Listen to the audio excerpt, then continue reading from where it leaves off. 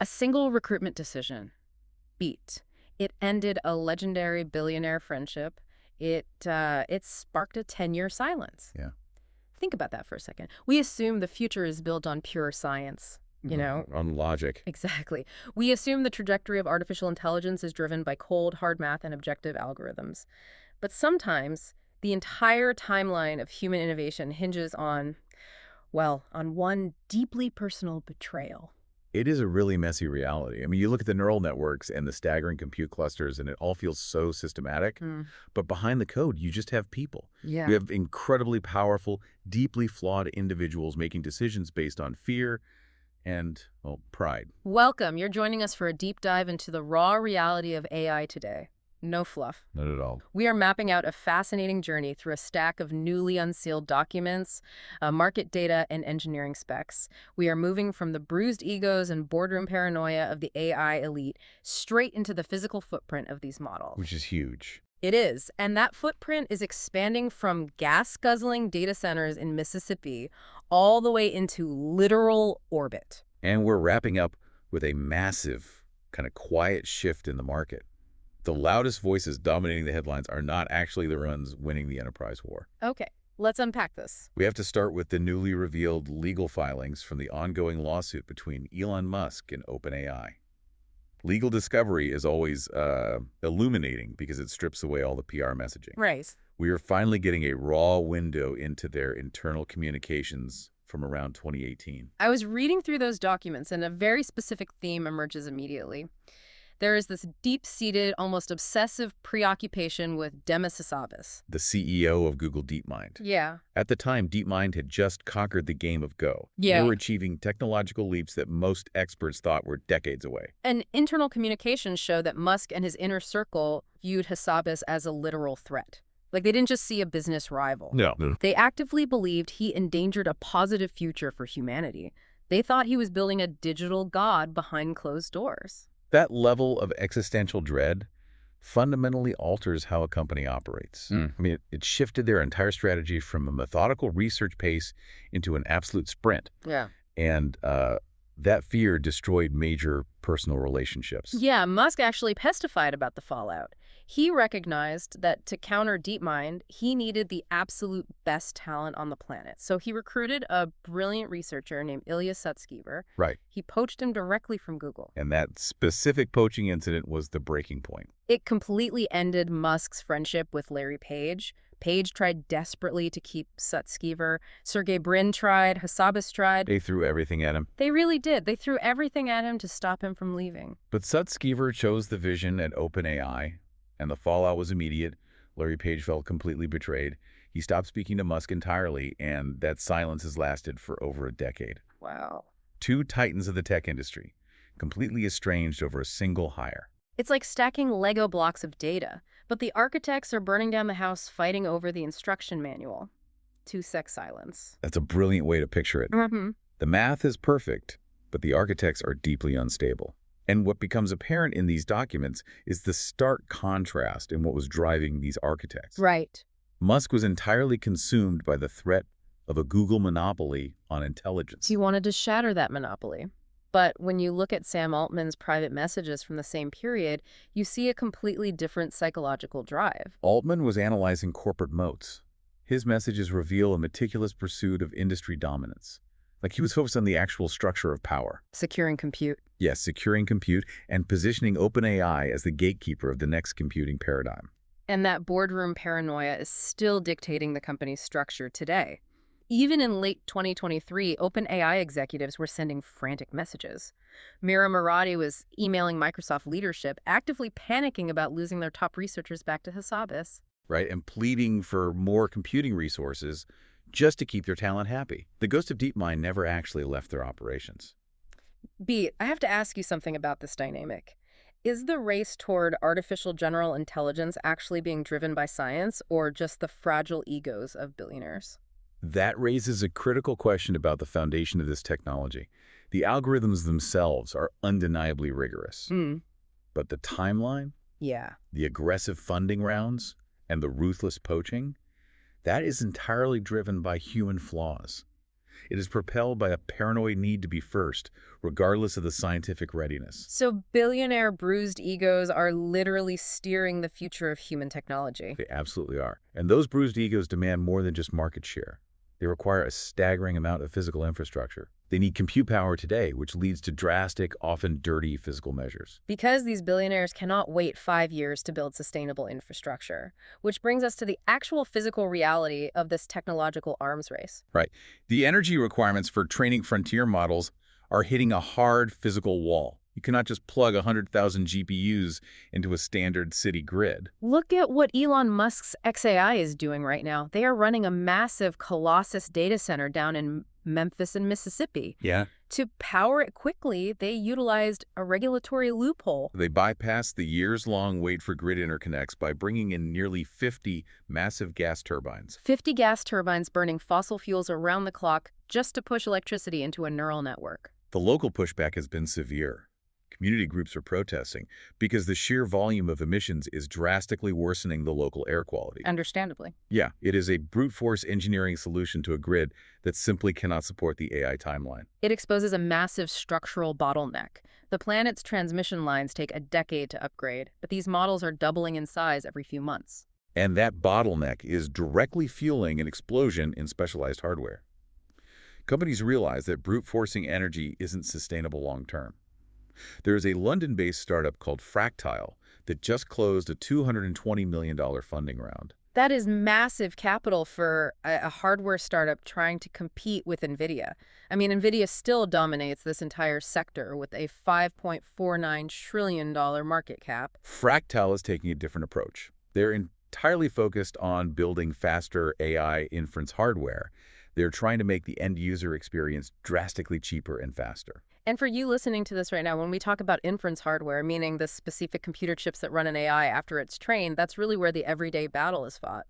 Training a model is like sending a kid to college. Inference is that kid going to work every single day. Beautifully put. The demand for that daily computation is skyrocketing, which leads us to the ultimate, almost science fiction escalation in this arms race. I was reading the engineering proposals for this, and it is staggering. Google and SpaceX are seriously considering moving AI servers into actual orbit. It sounds absurd until you look at the thermodynamics. Musk argues that orbit is the fastest way to scale compute without fighting terrestrial power companies. Google is already planning prototype data satellites by 2027. Data centers on Earth spend roughly half their energy budget just on cooling systems. Right. In deep space, you have access to the endless ambient cold of the vacuum for heat dissipation. Furthermore, you have unmetered constant solar energy. You completely bypass the planetary power grid. Whoa! Imagine scaling to 1 billion queries from literal space. It completely shatters our traditional understanding of digital infrastructure. You beam the processing requests up, the orbital cluster performs the inference, and it beams the result back down. But looking at the Mississippi gas turbines and the plans for orbital servers, are we fundamentally running out of resources on Earth to sustain this arms race? If we connect this to the bigger picture, the answer is yes. Our physical reality grows linearly. We can only pour concrete and string copper wire so fast. But algorithmic demand is compounding exponentially. Space solves the thermodynamic and energy constraints of Earth, assuming the launch economics hold up. Got it. We're outgrowing the planet's power grid, forcing this wild hardware race. Precisely. And all of this massive infrastructure, from gas turbines to space servers, exists to power a new generation of tools.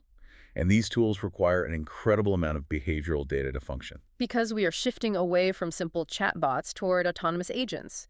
Agents that need to know exactly how you navigate your daily workflows. Which lands this technology squarely in the regulatory crosshairs. Yeah. The data collection required to build these agents is becoming aggressively invasive. Let's examine the internal culture war happening at Meta right now. Employees recently organized a widespread internal protest over new data collection policies. They discovered the company had deployed internal mouse tracking tools. They were logging the micro movements of employee mouse cursors to train future AI agents.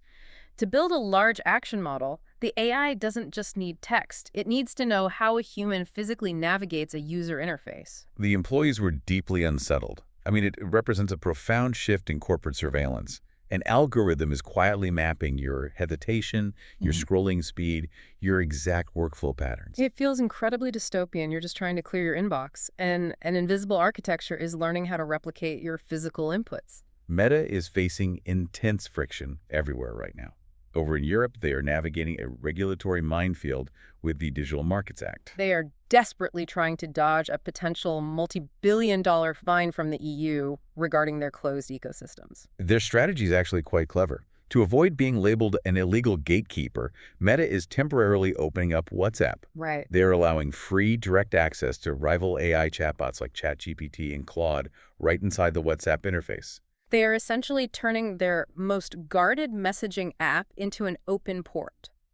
It is a wild concession, but it highlights how crowded and desperate this ecosystem is getting. Everyone is fighting for space on your devices. Notion recently announced a massive platform pivot. They're no longer just a workspace. No. They're a full hub for AI agents that interact with live company databases. Then you have the explosion of ambient hardware. There is a new device called the Mimokit Gem. It is a tiny all-day AI wearable. It passively captures your meetings, your phone calls, and your casual coffee chats.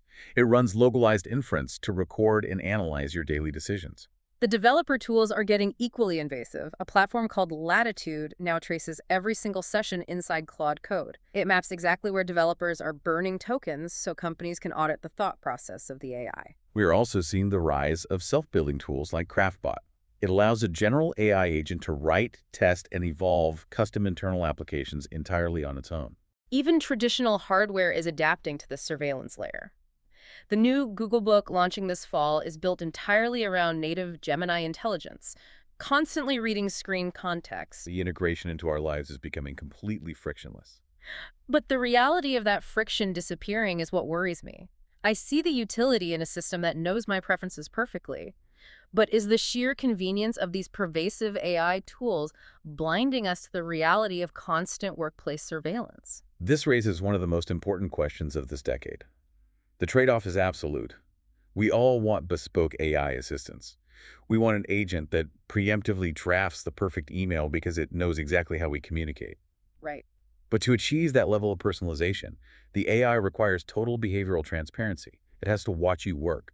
We are voluntarily trading our behavioral autonomy just to save a few keystrokes a day. Right. We're normalizing intense surveillance just to build slightly smarter digital assistants. And corporate adoption is the primary engine forcing this normalization.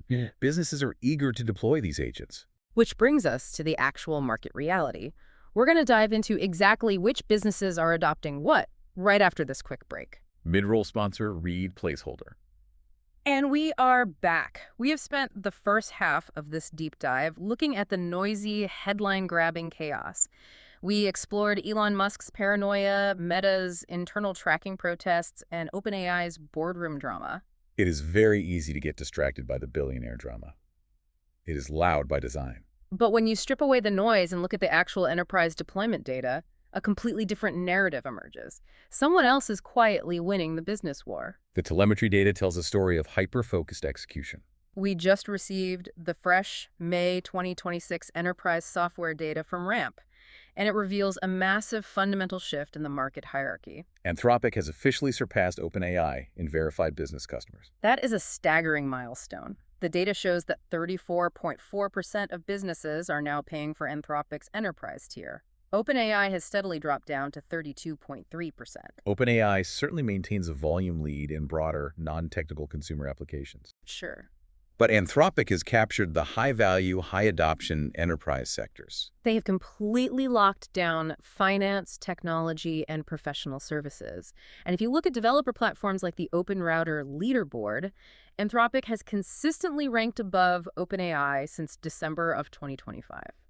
Ramp economists attribute this victory to a very deliberate technical-first strategy. While OpenAI was building consumer-friendly voice modes and image generators, Anthropic ignored the broad consumer market. They focused entirely on developers and specialized technical professionals.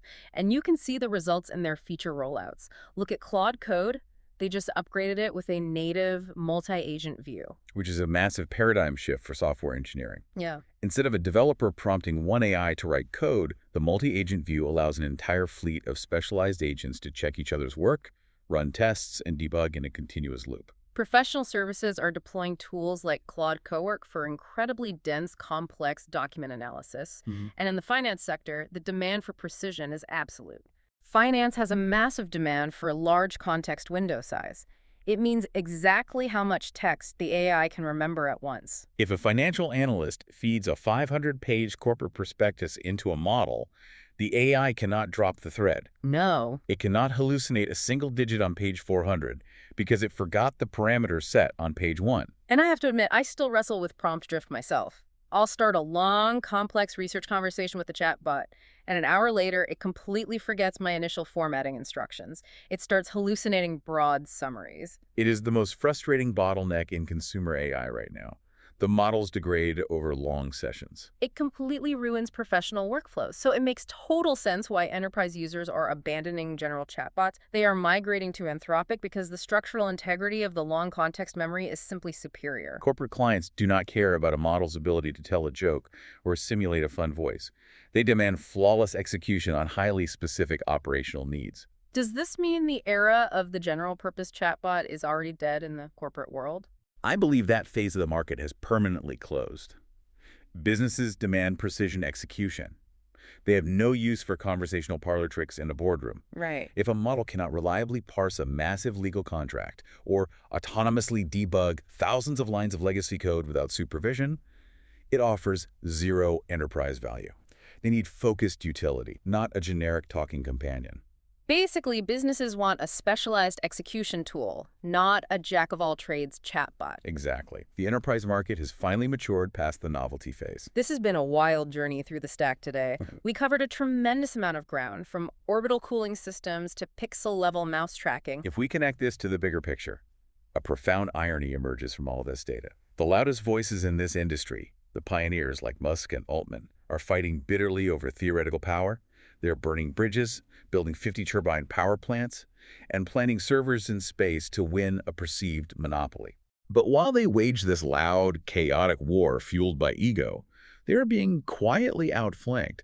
They're losing the actual, highly lucrative business sector to Anthropic's quiet, hyper-focused, drama-free execution.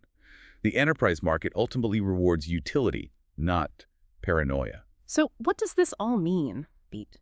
Think about this as you go about your week.